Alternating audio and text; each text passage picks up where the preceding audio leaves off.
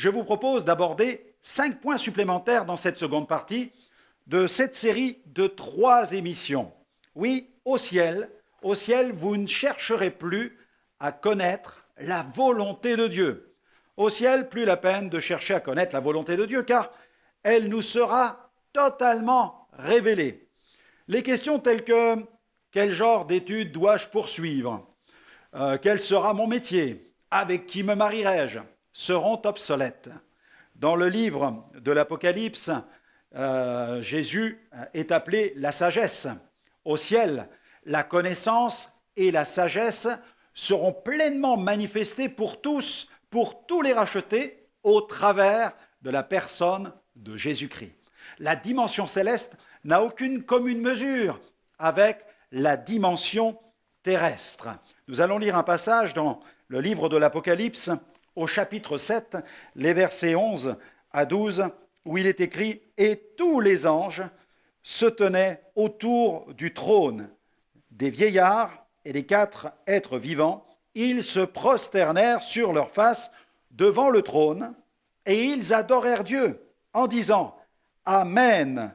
La louange, la gloire, la sagesse, l'action de grâce, l'honneur et la puissance et la force soient à notre Dieu au siècle des siècles. Amen. Gloire au Seigneur. Au ciel, la connaissance sera totale. Mais ici-bas, il nous faut constamment rechercher la sagesse de Dieu. Comment? Eh bien, en manifestant tout d'abord une crainte de Dieu. Pourquoi? Dans Proverbes chapitre 9, verset 10, il est écrit « Le commencement de la sagesse, c'est la crainte de l'Éternel. » Et cette sagesse, il nous faut la demander à Dieu. En effet, Jacques en parle dans son épître au chapitre 1er, versets 5 à 8. « Si quelqu'un d'entre vous manque de sagesse, qu'il la demande à Dieu, qui donne à tous simplement et sans reproche, et elle lui sera donnée. Mais qu'il la demande avec foi, sans douter, car celui qui doute est semblable au flot de la mer, agité par le vent, poussé de côté et d'autre. Qu'un tel homme ne s'imagine pas qu'il recevra quelque chose du Seigneur, c'est un homme irrésolu, inconstant dans toutes ses voies. Plongez votre cœur dans les saintes Écritures, car elles contiennent le conseil de Dieu.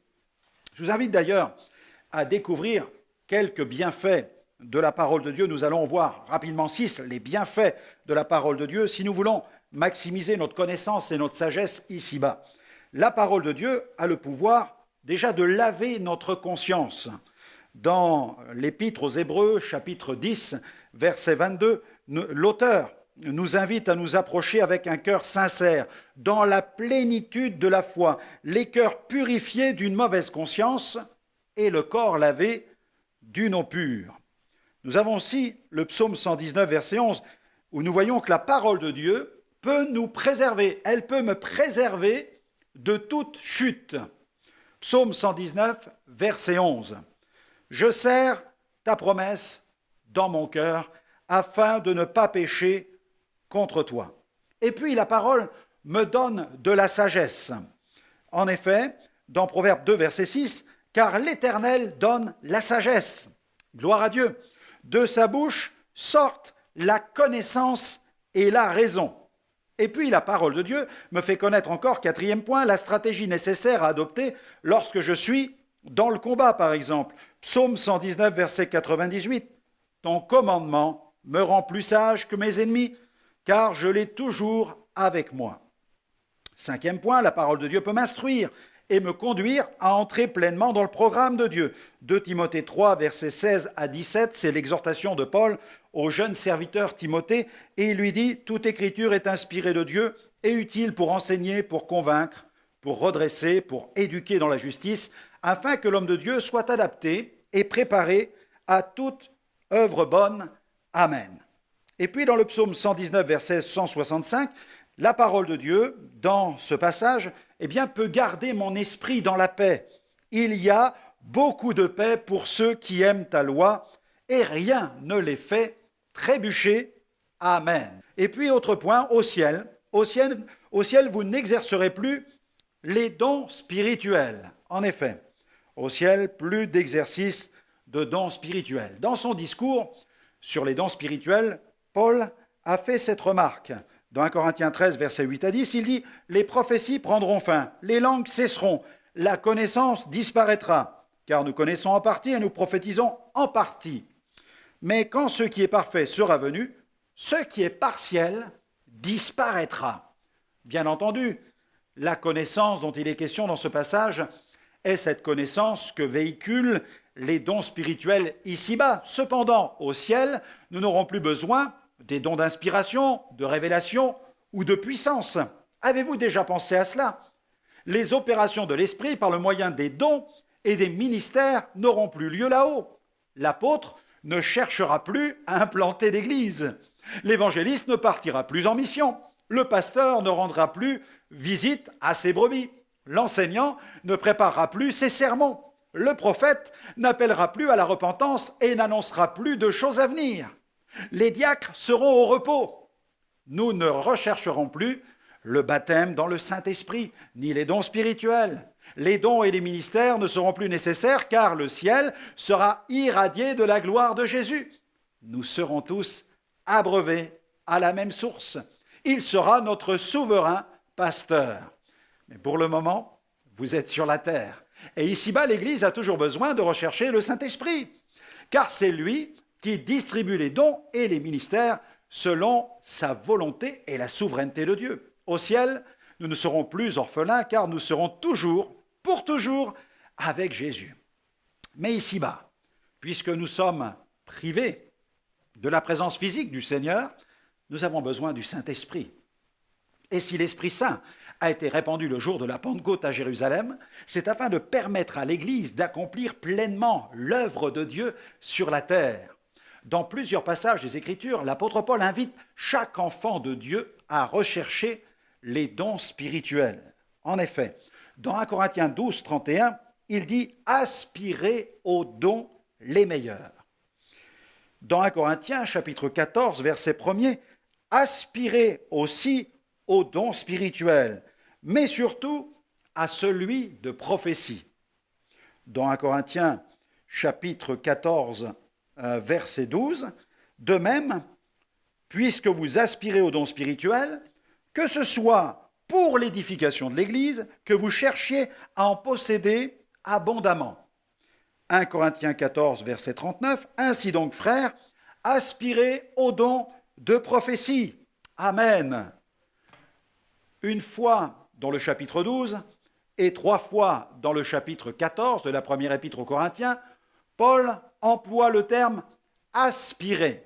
Dans un sens littéral, ce terme peut aussi signifier brûler, bouillir d'envie, être zélé, désirer sincèrement, poursuivre. C'est aussi lutter pour, ou alors s'occuper sérieusement de quelque chose, s'efforcer à faire quelque chose. Ah, vous n'êtes pas encore au ciel. Vous avez donc toujours besoin du Saint-Esprit. Et la meilleure garantie pour entrer au ciel, c'est de vivre une vie chrétienne remplie du Saint-Esprit. Sans l'assistance du Saint-Esprit, comment le croyant pourrait-il résister aux divers assauts de l'ennemi? Comment pourrait-il relever les défis et faire face aux nombreuses difficultés de la vie? Par la bouche du prophète Zacharie, l'Éternel a fait cette déclaration. Dans le chapitre 4, verset 6, nous pouvons lire « Ce n'est ni par la puissance, ni par la force, mais c'est par mon esprit, dit l'Éternel des armées. » Prêtons attentivement l'oreille à cette merveilleuse déclaration de Paul dans Éphésiens chapitre 3, versets 20 à 21. « Or à celui qui peut faire par la puissance qui agit en nous, infiniment, au-delà de tout ce que nous demandons ou pensons, à lui soit la gloire dans l'Église et en Jésus-Christ, dans toutes les générations, au siècle des siècles. Amen. » Allez, continuons. Au ciel, il y a des choses que nous ne ferons plus. Voyons un autre point. Au ciel, vous n'aurez plus à lutter contre la chair. Le monde de la chair est organisé autour de 3 éléments. 3 éléments bien distincts. Le diable et son pouvoir tentateur. Ensuite, il y a la chair avec ses désirs. Et puis, il y a le monde et ses convoitises. Quand un enfant de Dieu fait son entrée au ciel, le diable ne peut plus le suivre pour le tenter et l'oppresser. C'est terminé. Dès que la frontière du royaume céleste est franchie, le diable et ses démons doivent rebrousser chemin. L'ennemi n'est pas autorisé à entrer dans le ciel car Dieu règne en maître. Dans le ciel, tout est sainteté. Mais nous ne sommes pas encore au ciel. Nous sommes toujours sur la terre. Et je veux aussi souligner que si le monde gît toujours sous la puissance du malin, le diable n'a pas un pouvoir absolu ici-bas. Il ne peut agir que dans des limites fixées par Dieu. Au ciel, l'enfant de Dieu connaîtra un repos total. Il n'aura plus à lutter contre le tentateur. Introduit dans la gloire, il n'aura plus à lutter non plus contre la chair du péché. Enlevé de la terre, il n'aura plus à faire face aux convoitises du monde. Mais ici-bas, l'enfant de Dieu doit rester sur ses gardes. Il doit veiller car il est au cœur d'un conflit qui fait rage. Il est question d'une véritable guerre spirituelle. Quoi qu'il en soit, la meilleure stratégie pour faire face aux multiples assauts de l'ennemi consiste à vivre une vie véritablement remplie du Saint-Esprit. Paul adressa cet ordre aux chrétiens de l'église de Galate, dans Galates 5,16, il dit « Marchez selon l'Esprit, et vous n'accomplirez pas les désirs de la chair. » Allez, on continue. Au ciel, vous ne chasserez plus de démons, et vous ne prierez plus pour les malades. Au ciel, vous serez en compagnie des saints glorifiés et en présence de l'armée des anges. Vous n'aurez plus à faire face aux démons, car ces êtres immondes, ces êtres immondes qui n'auront eu de cesse de méditer la ruine de l'humanité, seront jetés avec le diable dans une fournaise ardente où ils seront tourmentés au siècle des siècles. Quand le millénium prendra place sur la terre, le diable sera alors lié, neutralisé. Et après cette période de 1000 ans, il sera relâché et tentera de provoquer une nouvelle révolte sur la terre. Mais le Seigneur mettra un terme à cette mutinerie. Il saisira le diable, le jettera dans les temps ardents de feu et de soufre, et ce pour, une bonne fois pour toutes. D'ailleurs, la Bible parle du feu qui a été préparé pour le diable et ses anges. En tant qu'enfants de Dieu, il nous faut voir de façon positive le fait que les activités des ténèbres prendront fin un jour. Mais pour le moment, nous ne sommes pas encore au ciel. Nous sommes encore sur la terre. Et le monde gît toujours sous la puissance du malin. Des multitudes sont encore opprimées, tourmentées et réduites à l'esclavage. Mais béni soit Dieu, Jésus nous a donné l'autorité pour chasser les démons et nous a envoyés pour libérer les captifs. Jésus il a délégué cette autorité à ses disciples. Dans Luc 10, verset 19, la Bible déclare, et c'est Jésus qui le dit, « Voici, je vous ai donné le pouvoir de marcher sur les serpents et les scorpions et sur toute la puissance de l'ennemi, et rien ne pourra vous nuire. Amen. » Il a ensuite étendu ce pouvoir à l'Église entière, c'est-à-dire à l'ensemble des rachetés. Dieu soit béni. Il a déclaré à ses disciples dans Marc 16, versets 17 à 18, « Voici les signes qui accompagneront ceux qui auront cru. En mon nom, ils chasseront les démons, ils parleront de nouvelles langues, ils imposeront les mains aux malades, et ceux-ci seront guéris. Alors n'attendons plus, allons libérer les multitudes autour de nous en leur annonçant la bonne nouvelle du Christ, celui qui est vainqueur des puissances des ténèbres. » On continue. Au ciel, vous ne vivrez plus dans l'attente de Jésus. Au ciel, nous serons avec Jésus pour l'éternité. Il sera présent physiquement, nous pourrons le voir. Plusieurs passages de la parole de Dieu font état de disciples qui virent la gloire de Jésus. Étienne a vu la gloire de Dieu et Jésus debout à la droite de Dieu. Dans le livre de l'Apocalypse, Jean partage sa vision de la gloire de Jésus. Au ciel, Jésus sera au cœur de toutes choses, il sera au cœur de l'adoration. Nous allons lire un passage dans Apocalypse, chapitre 22, versets 1 à 5. Il est écrit « Et il me montra un fleuve d'eau de la vie, limpide comme du cristal, qui sortait du trône de Dieu et de l'agneau.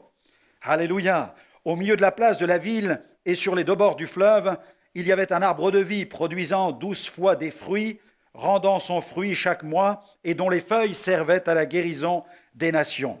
Il n'y aura plus d'anathème. Le trône de Dieu et de l'agneau sera dans la ville, ses serviteurs le serviront et verront sa face, et son nom sera sur leur front.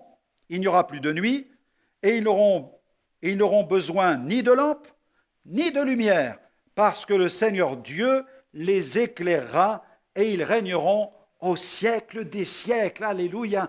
Quel avenir glorieux! Mais malheureusement, nous ne sommes pas encore au ciel, nous sommes toujours sur la terre. Et Jésus n'est pas encore revenu pour enlever son Église. Il nous faut donc nous préparer pour l'enlèvement. Comment? Eh bien, je vous propose de lire et de comprendre ces références qui, pour la plupart, sont en rapport avec le retour de Jésus. En effet, comment? Eh bien, en veillant.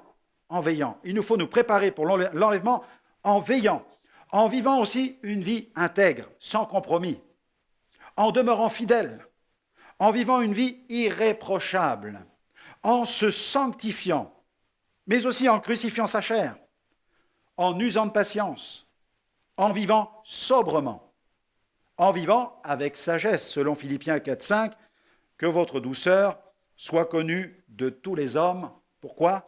Parce que le Seigneur est proche. Et puis, en renonçant aux convoitises du monde, c'est dans cet épître de Tite, au verset 11 à 14, il est écrit « La grâce de Dieu, source de salut pour tous les hommes, a été manifestée. Elle nous enseigne à renoncer à l'impiété, aux désirs de ce monde, et à vivre dans le siècle présent d'une manière sensée, juste et pieuse, en attendant la bienheureuse espérance et la manifestation de la gloire de notre grand Dieu et Sauveur, le Christ Jésus. Il s'est donné lui-même pour nous, afin de nous racheter de toute iniquité et de se faire un peuple qui lui appartienne, purifié par lui et zélé pour les œuvres bonnes. Et puis, comment nous préparer au retour de Jésus? En évangélisant. En effet, Marc 8, 38, en effet, Jésus dit « Quiconque aura honte de moi et de mes paroles au milieu de cette génération adultère et pécheresse, le Fils de l'homme aussi aura honte de lui quand il viendra dans la gloire de son Père avec les saints anges. » Je vous propose de faire aussi une autre lecture dans Marc 16. Marc 16, à partir du verset 15, il est question de l'ordre missionnaire. En effet, il est écrit, Marc 16, verset 15, « Puis Jésus leur dit, allez par tout le monde et prêchez la bonne nouvelle à toute la création. Celui qui croira et qui sera baptisé sera sauvé, mais celui qui ne croira pas sera condamné. Voici les miracles qui accompagneront ceux qui auront cru. En mon nom, ils chasseront des démons, ils parleront de nouvelles langues, ils saisiront des serpents, et s'ils boivent quelque breuvage mortel, il ne leur fera point de mal, ils imposeront les mains aux malades, et les malades seront guéris. Le Seigneur, après leur avoir parlé, fut enlevé au ciel, et il s'assit à la droite de Dieu, et ils s'en allèrent prêcher partout. Le Seigneur travaillait avec eux et confirmait la parole par les miracles qui l'accompagnaient. Amen. Gloire au Seigneur.